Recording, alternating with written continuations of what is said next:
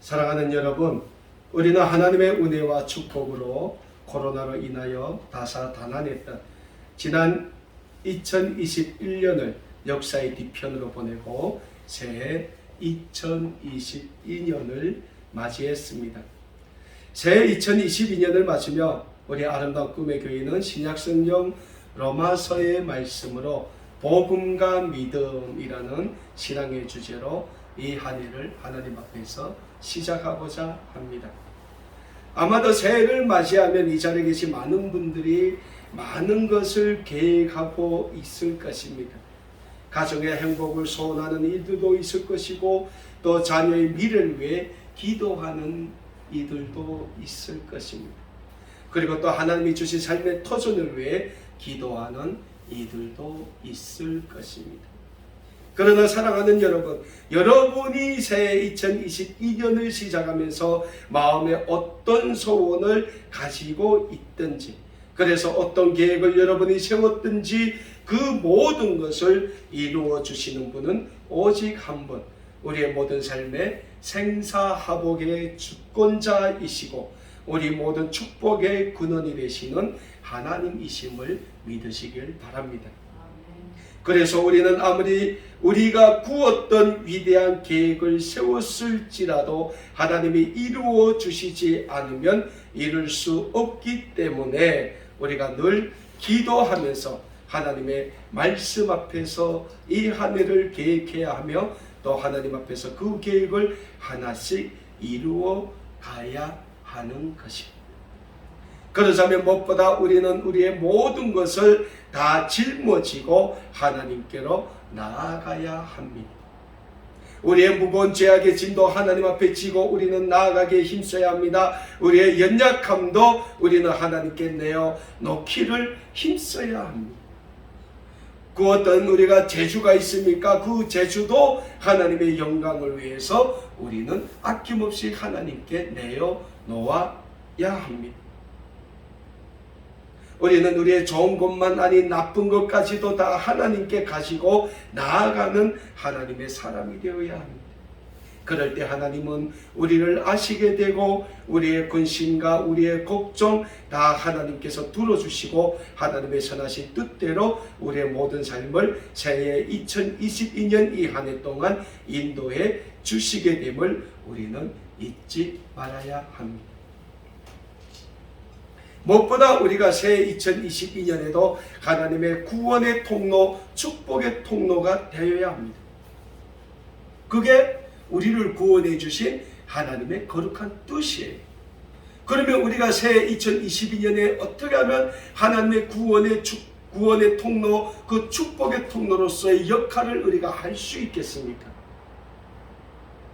그거는 우리가 먼저 새해 2022년 이 한 해 하나님 앞에 바로 서야 한다는 거예요.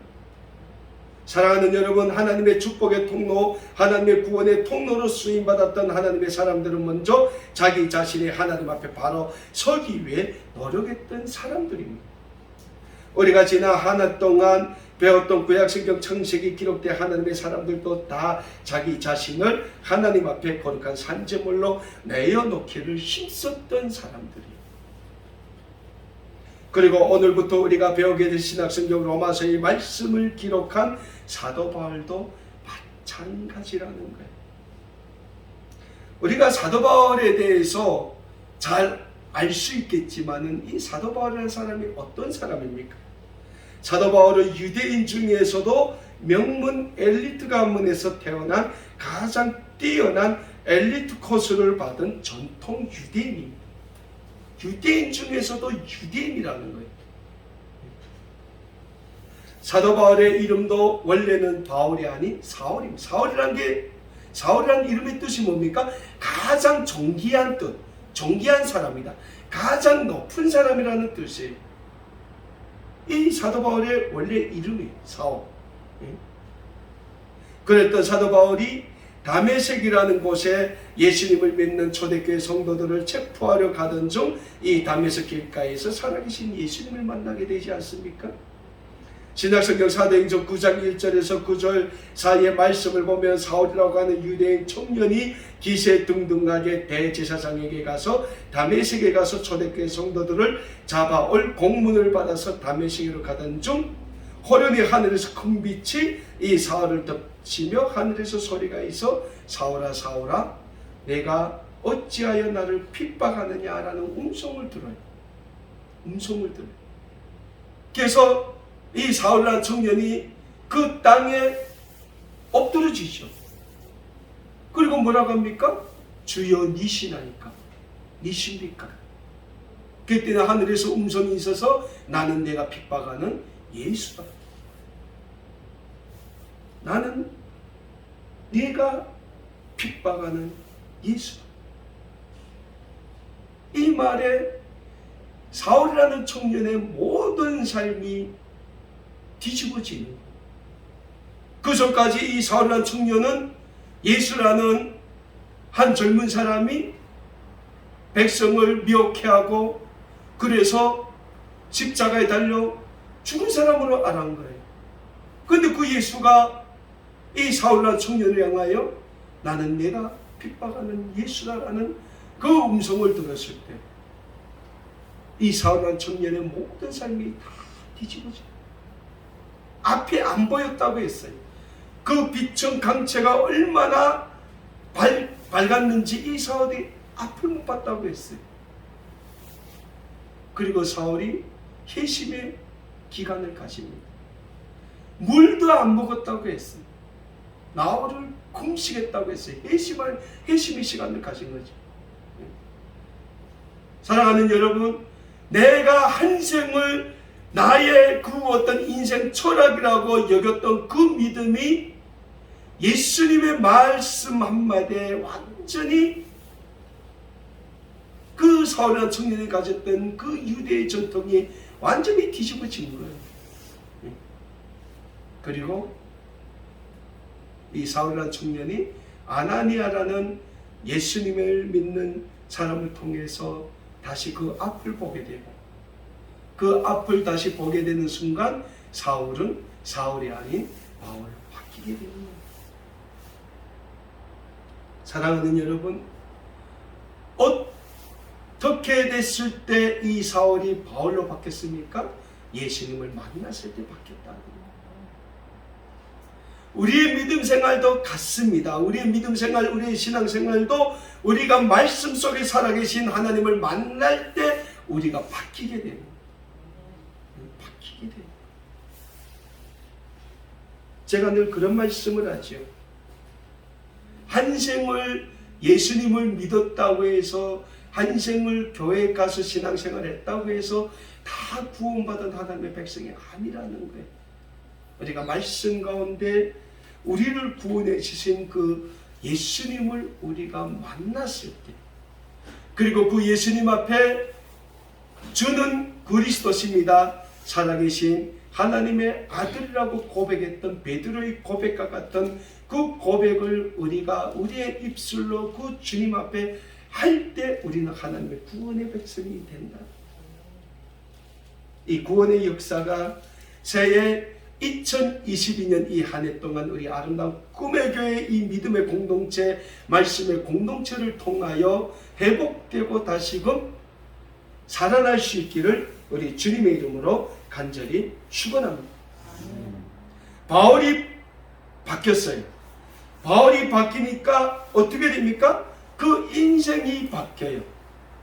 인생이 어떻게 바뀝니까? 예수님을 믿던 초대교회 성도들을 핍박하던 사울에서 예수 그리스도의 복음을 전하는 바울로 바뀌었다는 거예요.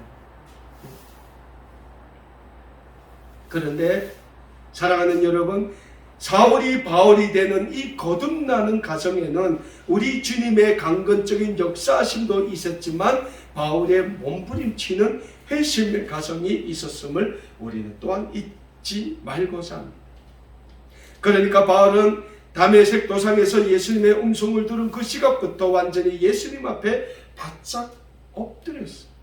그러니까 살아계신 예수님을 만난 그 순간부터 바울은 자기 자신을 완전히 예수님께 내어놓았다는 거예요. 이 내어놓는 역사가 우리의 삶에 있기를 원합니다.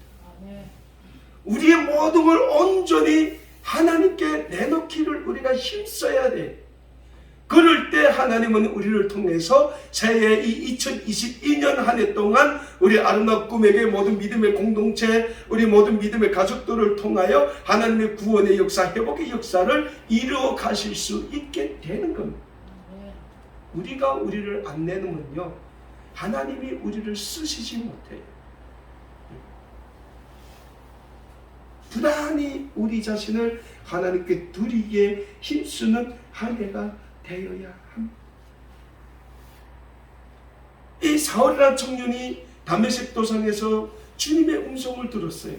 사울아, 사울아, 내가 어찌하여 나를 핍박하느냐? 어찌하여 내가 나를 핍박하느냐?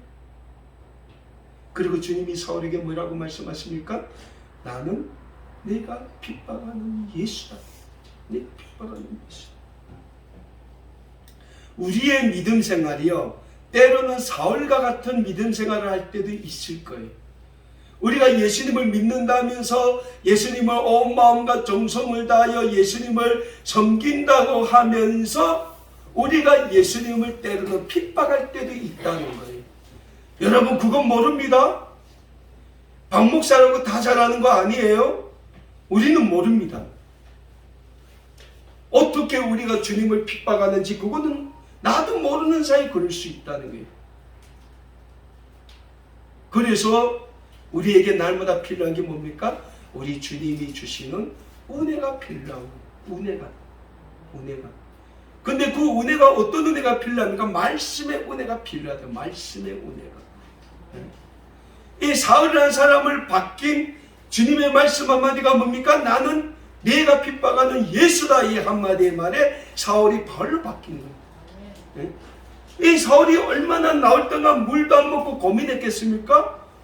아니, 나는 예수라는 사람이 죽은 줄 알았는데 그 주님이 나를 만나주시고 나한테 말씀하시고 나한테 사명을 주셨다는 거예요.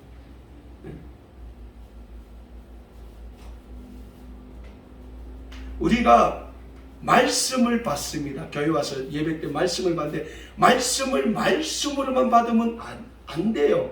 말씀을 하나님이 나한테 주시는 사명으로 받아야 돼요. 앞에는 박 목사가 설교를 잘 못해요. 그래도 목사가 전하는 말은 하나님이 전하는 말씀으로 받는다는 자세가 중요해요. 그럴 때 그 말씀을 통하여 내 삶이 변화가 된다는 거예요.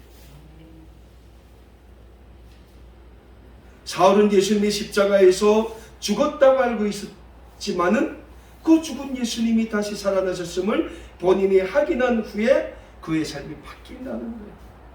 예수님을 믿는 초대교회 성도들을 핍박하는 자에서 자기 자신의 예수 그리스도의 복음을 전하는 사도로, 예수님의 종으로 바뀌게 된다는 거예요. 뭘 통해서요? 말씀을 통해서. 그때부터 사울의 삶이 바울의 삶으로 이 세상의 기준으로 살았던 삶이 예수님의 말씀을 기준으로 사는 삶으로 변하게 된 겁니다.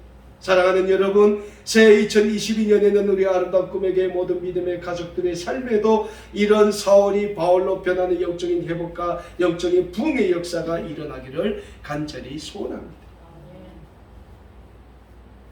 그러자면 어떻게 해야 됩니까? 우리 공동체가 변하고 우리의 가정이 변하고 우리의 삶이 변하면 어떤 역사가 일어납니까? 사울이 바울로 변하면서 이 세상에 선교의 길이 열리게 되었다는 거예요. 바울로 인하여 유럽 지역의 선교의 역사가 시작되게 됩니다. 사도 바울로 시작된 유럽의 선교가 유럽의 영적인 부흥을 가져왔으며 유럽의 영적인 부흥이 대양을 건너 오늘 미국을 일떠세웠으며 미국을 통하여 오늘 한국교회가 세워질 수 있었으며 오늘 한국교회를 통하여 이 세상 많은 것에 예수 그리스도의 복음이 전파될 수 있었던 거예요. 누구 때문에요? 바울 한 사람 때문에. 바울 한 사람 때문에. 그리고 사도 바울은 신약 성경에서 제일 많은 책인 14권의 서신서를 기록하는 역사를 이루게 됩니다. 그 중에서도 오늘부터 우리가 배우게 될 신약성경 로마서는 신약성경 중에서도 복음의 핵심을 기록하고 있는 하나님의 말씀이라고 할 수 있는 책입니다. 특별히 로마서는 초대교회 시대의 유럽의 첫 가문이 로마에 있는 그리스도인들에게 보내는 사도 바울의 서신서 형식의 편지로 기록되어 있는 말씀이에요. 오늘 본문 말씀이 로마서에서 사도 바울은 자기 자신이 예수 그리스도의 사도로 즉 예수 그리스도의 복음의 일꾼으로 부르심을 받았다는 것으로부터 이 말씀을 시작하고 있어요. 바울 서신을 보면 사도 바울은 늘 자기 자신이 예수 그리스도의 사도로 부르심을 받았다는 영적인 사실에 대해서, 영적인 사명감에 대해 증명하기를 힘쓰고 있습니다. 왜 그럴까요? 사도 바울이 자기 자신의 사도 직분에 대해 많은 시간을 활용하고자 했던 것은 사도의 과거가 초대교회 성도들을 핍박하던 핍박자의 삶을 살았기 때문에 늘 사도 바울을 의심의 눈초리로 바라보는 초대교회 눈길들이 많았기 때문이에요. 그래서 사도 바울은 자기가 그 담메색 도상에서 예수 그리스도를 만났던 그 구원의 사건, 그리고 예수 그리스도로부터 예수 그리스도의 말씀을 전하는 사도로서의 그 부르심을 받았으며 자기가 사명을 받았음을 늘 증거하기에 힘썼다는 거예요. 오늘 우리도 마찬가지입니다. 오늘 많은 경우 우리도 신앙생활을 하면서 늘 상대방에 대하여 의심의 눈초리로 바라보며 경계하며 신앙생활을 할 때가 많이 있음을 우리는 찾아보게 됩니다. 특히 한국교회에 만연되어 있는 의심의 눈길이 타 교회에서 신앙생활하다가 우리 교회로 이적하는 경우 우리 교회에서 너무 신앙생활을 열심히 잘하는 분들에 대한 의심의 눈길로 갈 때가 굉장히 많아요. 저도 이전에 강남에 있는 대형교회에서 한 10년 제가 이렇게 전도사 부목사 이렇게 하면서 너무 많은 교회 안에. 그러니까 다른 교회에서 예를 들면 이사 왔어요. 거기는 운마아파트에 있어요. 운마아파트는 해마다 가을이 되면 40%가 빠지고 40%가 들어와요. 애들 학원 때문에. 그러면 해마다 그 옆에 있는 교회는 다른 교회에서 신앙생활 하던 분들이 많이 들어와요.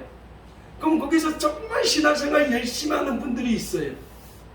그러면 소위 교회의 기득권 세력이라는 분들이 왕따를 놔요. 좀 적당히 해야 되는데 너무 열심히 하는 거예요.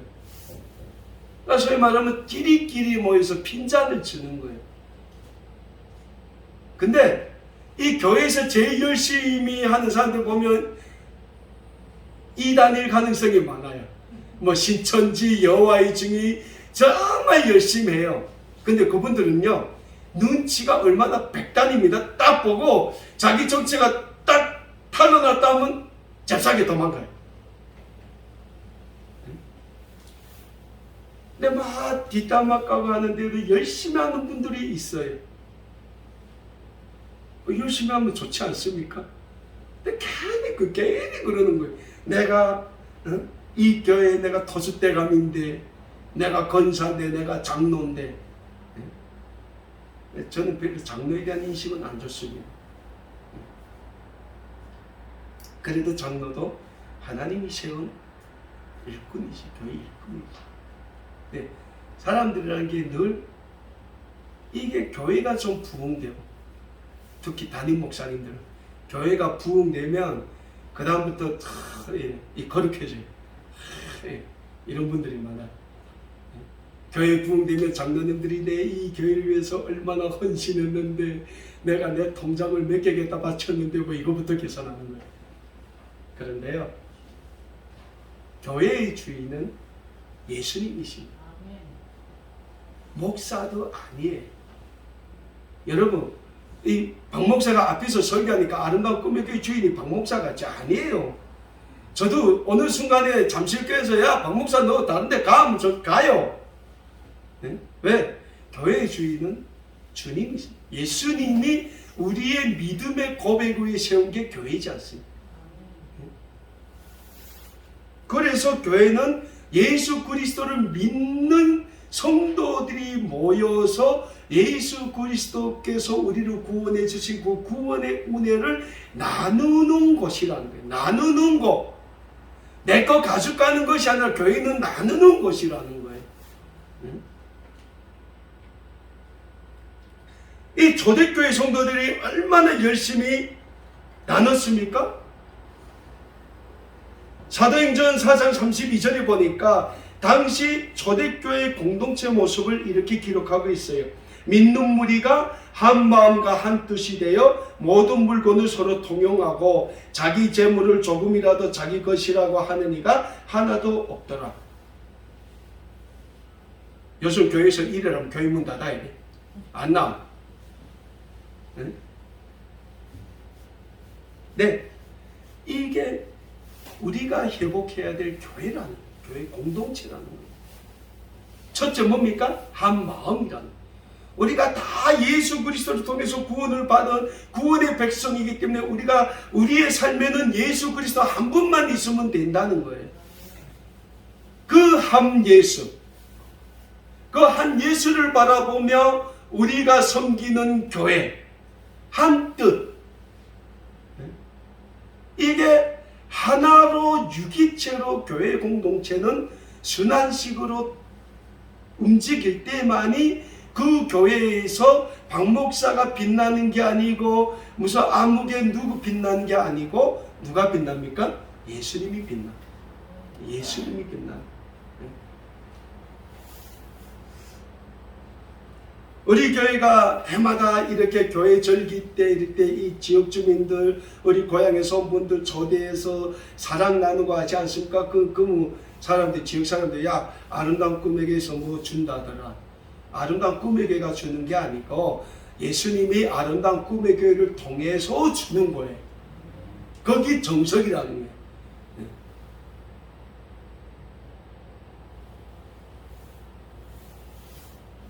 그런데요, 사회가 발전하고 문명이 발전하고 우리의 삶이 부유해지기 시작하면서부터 우리의 많은 삶이 예수님보다는 우리 자신에게 맞춰져 있다는 거예요.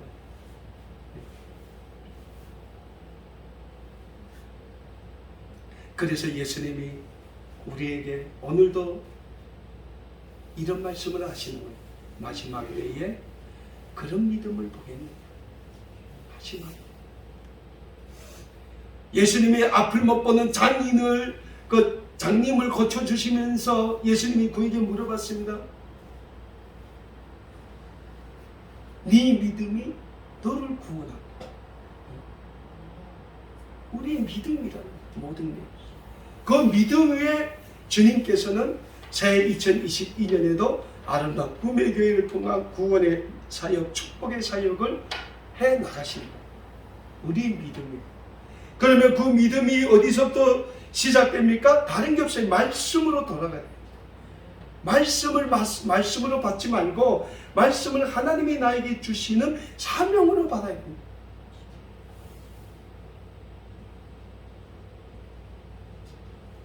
그 말씀을 하나님이 우리에게 주시는 말씀으로 받자면 우리의 자세가 늘 하나님 앞에 내어놓는 자세가 돼요.